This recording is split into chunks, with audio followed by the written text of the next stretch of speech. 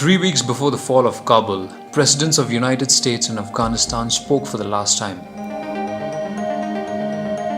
Reuters reported that Joe Biden and Ghani held a phone conversation for 14 minutes on July 23rd. Reuters said both leaders discussed military aid, political strategy, and messaging tactics to repel Taliban.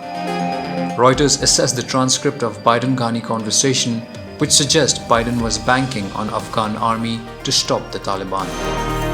During the telephonic conversation, Biden said, and I quote, "We will continue to provide close air support if we know what the plan is. You clearly have the best military. You have 300,000 well-armed forces versus 70 to 80,000, and they are clearly capable of fighting well." Unquote. When Biden and Ghani spoke on July 23rd, Taliban were already in control of nearly half of Afghanistan.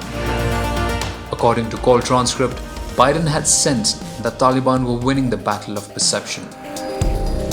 Biden said, and I quote, "I need not tell you the perception around the world and in parts of Afghanistan, I believe, is that things are not going well in terms of the fight against the Taliban.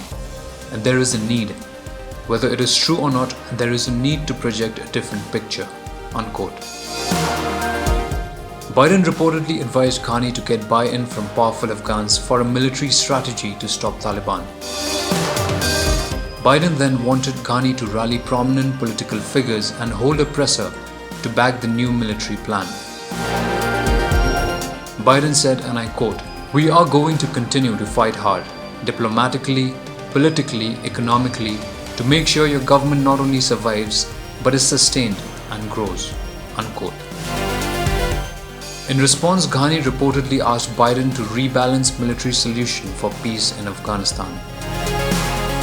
During the call, Ghani also raised Pakistan's support for Taliban offensive in Afghanistan. Ghani said, and I quote, "We need to move with the speed. We are facing a full-scale invasion composed of Taliban, full Pakistani planning and logistical support, and at least 10 to 15,000 international terrorists, predominantly Pakistanis, thrown into this." Unquote. Biden reportedly approved Ghani's military plan to focus on urban centers to counter Taliban. Biden said, and I quote, "I'm not a military guy, so I'm not telling you what a plan should precisely look like. You're going to get not only more help, but you're going to get a perception that is going to change." Unquote. Ghani said, and I quote, "Your assurance of support goes a very long way to enable us to really mobilize us in earnest." Unquote. But what followed was Afghan forces' mass surrenders before Taliban in country's provincial centers. On August 15th, Ghani fled the country as Taliban captured Kabul without facing any resistance.